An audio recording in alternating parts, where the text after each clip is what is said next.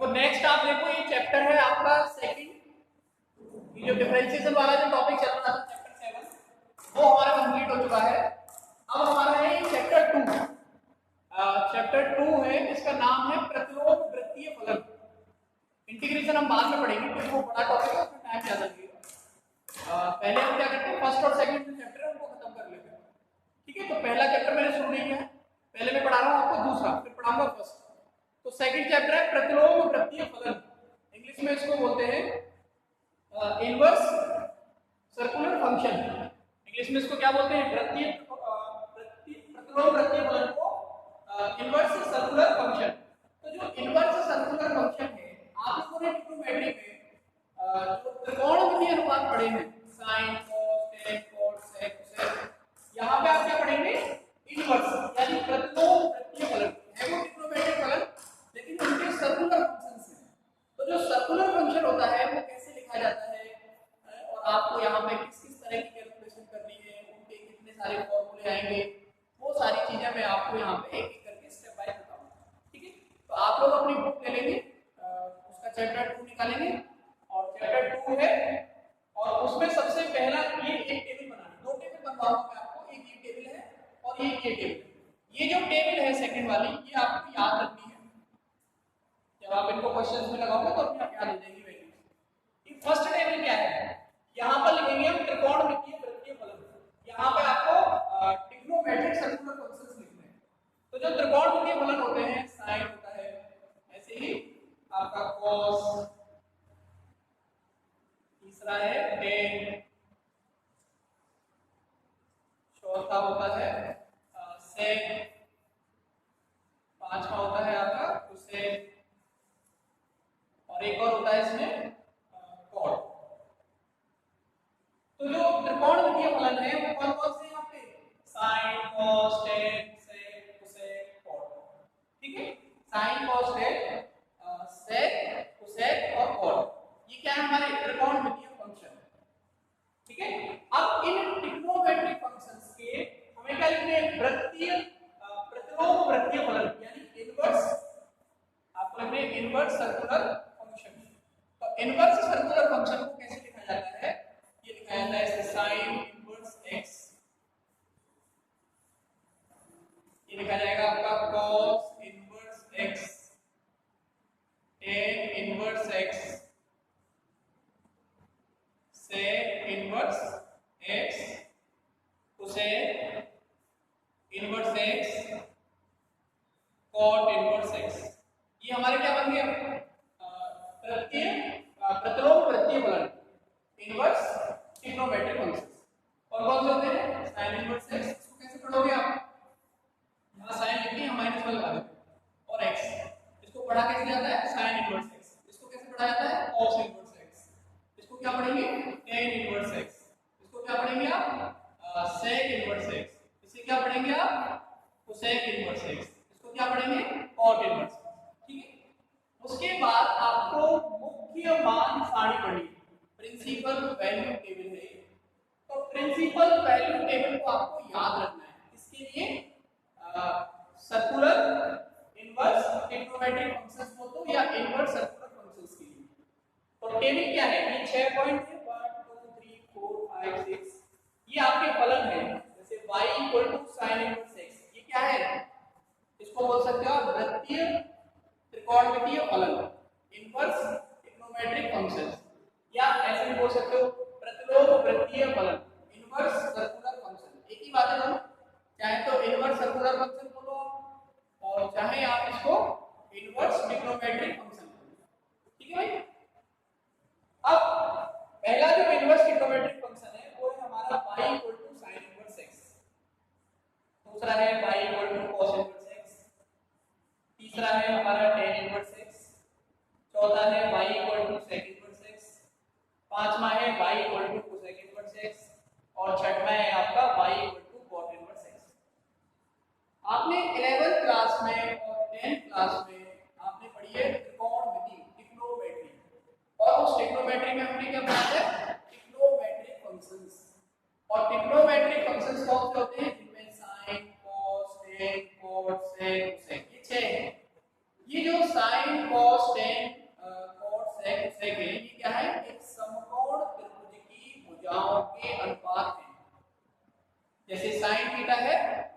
ध्रुव का और कर्ण का अनुपात है। cos थीटा है तो वो भी अनुपात है, ठीक है ना, आधार और कर्ण का। जैसे ही tan थीटा है तो लंब और आधार का अनुपात है, ठीक है। तो ये जो भुजाओं के अनुपात है उनको हम लोग बोलते हैं sin cos tan cot sec cosec। उनका उल्टा कर दो, इनवर्स लिख दो तो वो ज्यादा है inverse trigonometric functions y sin inverse x, y cos inverse x, y tan inverse x, y sec inverse x, y cosec inverse x और y cot इनवर्स x। अब इन इनवर्स फंक्शन की जो मुख्य मान शाखा है यानी प्रिंसिपल वैल्यू जो है वो क्या है, तो sin इनवर्स x की जो प्रिंसिपल वैल्यू है वो किसके बीच में आएगी, -π/2 से π/2 के बीच में आएगी। या तो आप ऐसे लिखेंगे या आप इसको ऐसे भी लिखेंगे, बड़ा ब्रैकेट लगा देते हैं ऐसे -π/2, π/2, लार्ज ब्रैकेट आता है। y की वैल्यू ग्रेटर देन इक्वल है -π/2 और लेस देन इक्वल है π/2, ठीक है। तो ये जो आपने लिखा है इसको आप इस रूप में भी लिख सकते हैं, क्योंकि यहाँ पे इक्वल का निशान आ रहा है तो दोनों तरफ क्या लगेगा, क्लोज इंटरवल, बड़ा ब्रैकेट लगेगा, ठीक है। यानी sin इनवर्स x का जो मुख्य मान है वो -π/2 और π/2 के बीच में होगा, जिसमें -π/2 भी शामिल है और π/2 भी शामिल है, ठीक है भाई। दूसरा पॉइंट, दूसरा है cos इनवर्स x। तो cos इनवर्स x की जो प्रिंसिपल वैल्यू है वो हमारी क्या है, 0 और पाई के बीच में है। cos इनवर्स x की जो प्रिंसिपल वैल्यू है वो 0 और पाई के बीच में है, जिसमें 0 भी शामिल है और पाई भी शामिल है। अच्छा, या तो आप ऐसे लिखेंगे cos इनवर्स x का जो मुख्य मान है वो 0 और पाई यानी pi greater than equal to 0 and less than equal to pi, या आप उसको ब्रैकेट के रूप में भी लिख सकते हो ऐसे 0, पाई और लार्ज ब्रैकेट लगाएंगे। ये जो बड़ा ब्रैकेट लगाते हैं तो इस इंटरवल को क्या बोलते हो आप, बोलो, इसको बोलते हैं हम क्लोज इंटरवल, ठीक है। अगर आप इसे हिंदी में बोलोगे तो क्या बोलोगे, समृद्ध अंतराल। दो तरह के अंतराल हैं, समृद्ध और विवृद्ध। अब दूसरा तीसरा पॉइंट है हमारा y tan इनवर्स x। ये जो y tan इनवर्स x है ये भी हमारा क्या है, इनवर्स ट्रिग्नोमेट्रिक फंक्शन है। इस tan इनवर्स x का जो मुख्य मान है, जो principal value of tan inverse x is defined between -π/2, y is greater than -π/2 and less than π/2। इसमें देखो इक्वल नहीं आ रहा, यानी अगर हम इसे अंतराल के रूप में लिखेंगे तो अंतराल के रूप में कैसे लिखा जाएगा, छोटा ब्रैकेट लगेगा, स्मॉल ब्रैकेट, -π/2 और π/2। अच्छा, ये जो अंतराल आपने लगाया है इस अंतराल को आप क्या बोलोगे, ये हमारा है ओपन इंटरवल। क्या है ये, ओपन इंटरवल। इंग्लिश में, हिंदी में आप इसे क्या बोलते हो, विवृत अंतराल। यानी इस विवृत अंतराल के बीच में जो tan इनवर्स x है इसका मुख्य मान होगा। tan इनवर्स x का जो प्रिंसिपल वैल्यू है वो -π/2 और π/2 के बीच होगी, और बाकी जो होंगे वो अलग होंगे। हमें केवल मुख्य मान की बात कर रहे हैं। ऐसे ही y sec इनवर्स x, ये भी एक ट्रिग्नोमेट्रिक फंक्शन है जिसका मुख्य मान क्या है, y greater than equal to 0 less than equal to पाई।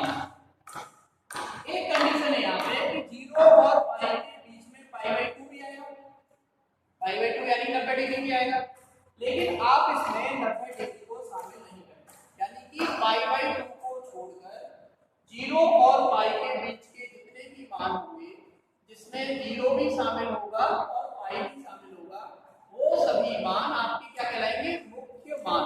वो सभी वैल्यू क्या कहलाएंगे, हमारी प्रिंसिपल वैल्यूज। क्लियर। या तो आप इसको ऐसे लिखेंगे या आप इसको कैसे लिख सकते हो, और करके आप इसको ऐसे लिख सकते हो, लार्ज ब्रैकेट लगाएंगे 0, पाई और इसमें से माइनस करेंगे π/2, ठीक है। यानी 0 और पाई दोनों शामिल हैं इसमें, और इसमें से आपको क्या माइनस करना है, π/2। यानी π/2 को छोड़कर 0 और 180 डिग्री के बीच के जितने भी मान हैं all are the principal values of sec inverse x। Clear? Next y equal to sec inverse x यानी y greater than equal to -5/2 और लेस देन इक्वल टू 5/2, जिसमें क्या है देखो -5/2 और 5/2 के बीच में एक जीरो वैल्यू आएगी, तो जीरो को छोड़ दो, जीरो उसमें शामिल नहीं है। यानी इसको कैसे लिखा जा सकता है, इसको इस तरीके से लिख सकते हो आप, यहाँ लार्ज ब्रैकेट लगाएंगे आप 5/2 क्लोज इंटरवल कॉमा 5/2, जिसमें से हमें माइनस करना है 0। ठीक है भाई, यानी y equal to sec inverse x जो इनवर्स ट्रिग्नोमेट्रिक फंक्शन है, इसकी जो प्रिंसिपल वैल्यू है, the principal value is this one -5/2 5/2, इसमें से आपको 0 को माइनस करना है। ठीक है भाई, तो ये हमारा क्या कहलाएगा, sec इनवर्स x का मुख्य मान। छठवां पॉइंट है y equal to cot inverse x। यहाँ y ग्रेटर देन 0 है और लेस देन 5। इसको आप कैसे लिख सकते हो, इसको लिखा जा सकता है ओपन इंटरवल 0, 5, जिसमें 0 और 5 शामिल नहीं। ठीक है, तो देखो sin इनवर्स x का मुख्य मान क्या है, close interval -5/2 5/2। cos inverse x का मुख्य मान क्या है, 0, पाई। tan इनवर्स x का मुख्य मान क्या है, open interval -5/2 5/2। sec inverse x का मुख्य मान क्या है, क्लोज इंटरवल 0, पाई में से 5/2 को हटाना है। तो sec इनवर्स x का प्रिंसिपल वैल्यू क्या है, -5/2 5/2 क्लोज इंटरवल से 0 को हटाना है। और cot इनवर्स x का जो मुख्य मान है वो है ओपन इंटरवल 0, पाई। अच्छा, अब उसके बाद देखो उनके प्रांत लिखे हुए, the domains of the inverse trigonometric functions are, sin inverse x का जो डोमेन है वो है x greater than equal to -1 और लेस देन इक्वल टू 1। ऐसे भी लिखा जा सकता है, या आप इसको क्या लिख सकते हो और करके, या क्लोज इंटरवल -1, 1। ये डोमेन है किसका, sin इनवर्स x का। cos इनवर्स x का जो डोमेन है वो है सेम है, sin इनवर्स वाला ही है, -1, 1। और tan इनवर्स x का जो डोमेन है वो है हमारा ओपन इंटरवल -∞, यानी रियल नंबर हो गया, या ऐसे लिखो इसको, या इसको क्या लिख सकते हो, सेट ऑफ रियल नंबर, वास्तविक संख्याओं का समुच्चय। sec इनवर्स x का ये हमारा क्या है, मुख्य मान है, इसका जो डोमेन है वो है -∞, x ग्रेटर देन -∞ और लेस देन इक्वल टू -1। या आप इसको कैसे लिख सकते हो, -∞, -1 क्लोज इंटरवल, ऐसे इसमें इंटरवल में लिखा हुआ है इसका sec inverse x। sec inverse x में क्या होगा, ये आपका, इसको ऐसे भी लिखा जा सकता है, या आप इसको इस तरीके से लिख सकते हो, -∞, -1 यूनियन 1, ∞। अच्छा, y equal to cot inverse x का जो मुख्य मान है वो 0, पाई है, या ऐसे लिखा जाएगा। और इसका जो डोमेन है वो आपका नीचे लिखा हुआ है -∞, ठीक है, ये आपका डोमेन है। तो जो मुख्य मान यानी प्रिंसिपल वैल्यू टेबल है, ये आपकी मैंने यहाँ पे बोर्ड पे बना दी है। आप इस टेबल को अपनी फेयर कॉपी पे बनाएंगे और हर स्टूडेंट को sin inverse, cos inverse, tan inverse, cot inverse, sec inverse, cosec inverse, इन 6 के 6 जो ट्रिग्नोमेट्रिक रेशियो है, इनकी प्रिंसिपल वैल्यू क्या होती है, इस इंटरवल के बीच में आएगा, तो आप उसको प्रिंसिपल वैल्यू कहेंगे, उसे आप याद करेंगे। हर बच्चे को याद होनी चाहिए, क्योंकि अगर वो आपको याद नहीं है तो आपको बहुत प्रॉब्लम होगी, आप भूल जाएंगे। फिर उससे हम निकाल सकते हैं, तरीका है, लेकिन फिर उतना टाइम नहीं होता। हमें याद होना चाहिए, तो उसका मतलब याद होना। आप इसको रफ में कितनी बार प्रैक्टिस कीजिए, आप इनमें कोई भी आप अपने एक दूसरे के साथ सिमेट्री बिठा लीजिए और उसे याद कीजिए। यानी कि हमें sin इनवर्स की क्लोज इंटरवल -5/2 5/2, cos इनवर्स का मुख्य मान है 0, पाई क्लोज इंटरवल, tan इनवर्स का मान है open interval -5/2 5/2, sec inverse x का मान है क्लोज इंटरवल 0, पाई में से π/2 हटाना है, और cosec इनवर्स का है -π/2 5/2 में से 0 को हटाना है, और और इनवर्स x का है ओपन इंटरवल 0,5। ये सभी जो प्रिंसिपल वैल्यू है, ये जो ट्रिग्नोमेट्रिक फंक्शंस है, इनकी जो प्रिंसिपल वैल्यू है वो किस अंतराल में आती है, ये हमें याद होना चाहिए। ठीक है, इसमें कोई बहाना नहीं है कि सब कैसे करूं क्या करूं, आप कैसे याद करोगे ये आपका इशू है, आप उसको बार बार अपने लिखिए और याद करिए। क्वेश्चन में हम जब लगाएंगे तो हम डायरेक्ट लिखेंगे कि sin इनवर्स x का मुख्य मान इसके बीच में होता है और ये जो निकला हुआ मान है ये इसके अंतराल के बीच में आता है, इसलिए इसको हम लोग क्या बोलते हैं, मुख्य मान। क्लियर? तो आप इन दोनों टेबल को बना लीजिए, इस टेबल को बनाइए। ये हमारे क्या है, त्रिकोणमितीय फलन, और ये हमारे क्या है, इनवर्स ट्रिग्नोमेट्रिक फंक्शंस, प्रतिलोमवितीय फलन या circular inverse circular function. Inverse trigonometric function बोलो या इनवर्स सर्कुलर फंक्शन बोलो, एक ही बात है। ये इनवर्स सर्कुलर फंक्शन हो गए, sin inverse, cos inverse, tan inverse, cot inverse, sec inverse, cosec inverse और cot इनवर्स। ये आपके त्रिकोणमितीय फलन हो गए, sin cos tan sec cosec cot। ठीक है, बनाओ इसको, टेबल को आप कंप्लीट करो इसको पहले।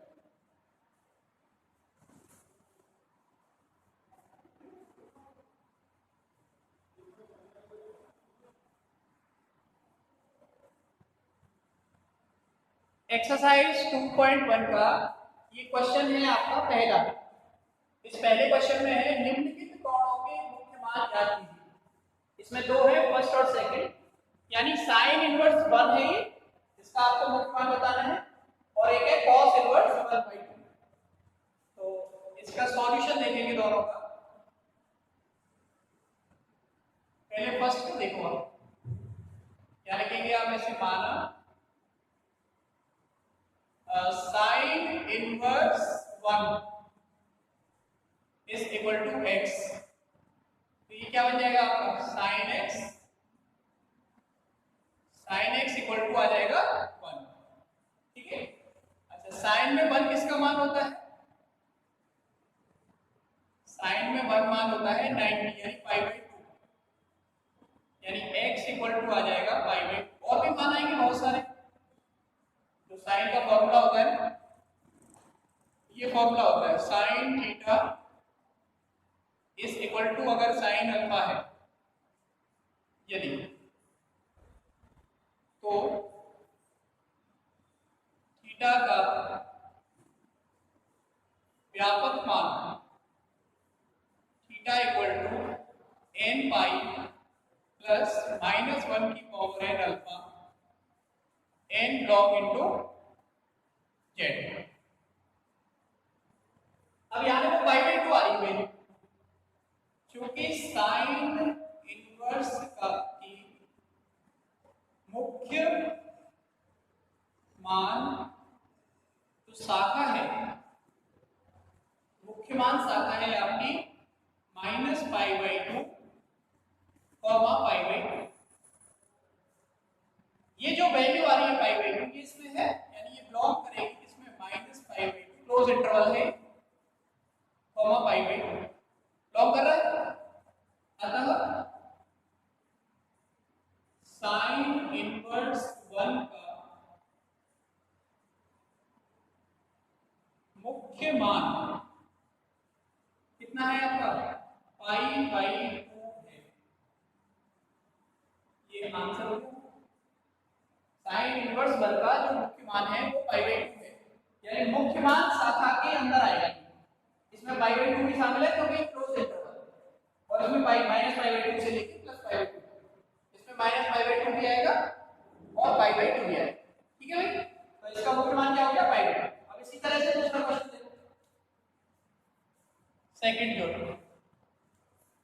सेकंड क्वेश्चन है आपका, क्या लिखेंगे आप, let cos inverse 1/2 is equal to x मान, यानी cos x इक्वल टू कितना आ जाएगा, 1/2। cos में 1/2 किसका मान होता है, 60 का, यानी cos π/3 का होगा। देयरफॉर x इक्वल टू कितना हो गया, ये π/3। और भी मान आएंगे बहुत सारे। अब मुख्य मान शाखा देखो, क्योंकि cos इनवर्स की मुख्य मान शाखा क्या है हमारी, 0, पाई, और ये जो π/3 है ये बिलोंग करेगा 0, पाई में। अतः cos इनवर्स 1/2 का मुख्य मान कितना होगा भाई, बोलो? π/3। मुख्य मान को इंग्लिश में बोलते हैं हम प्रिंसिपल वैल्यू। ये जो cos इनवर्स की मुख्य मान शाखा यानी principal value of cos inverse x या branch of the principal value of cos inverse x is close interval 0, pi. The value x equal to π/2, this x is equal to cos inverse x, the value of cos inverse 1/2 equal to π/3 is belong into the principal value branch of cos inverse x. Therefore, the π/2 is the principal value of cos inverse 1/2. cos inverse 1/2 का जो मुख्य मान है वो हमारा कितना है, π/3। ठीक है, तो जो इंग्लिश के स्टूडेंट हैं वो इसको ट्रांसलेट कर लेंगे, और अगर उनको कुछ पैसेज में ऐसा कुछ इंग्लिश मैंने लिखा नहीं है, लेकिन फिर भी अगर कोई प्रॉब्लम है तो आप मुझे पूछ लेना, मैं बता दूंगा। ठीक है भाई, तो आप लोग इसको नोट कीजिए पहले, फिर मैं आपको और क्वेश्चंस कराता हूं।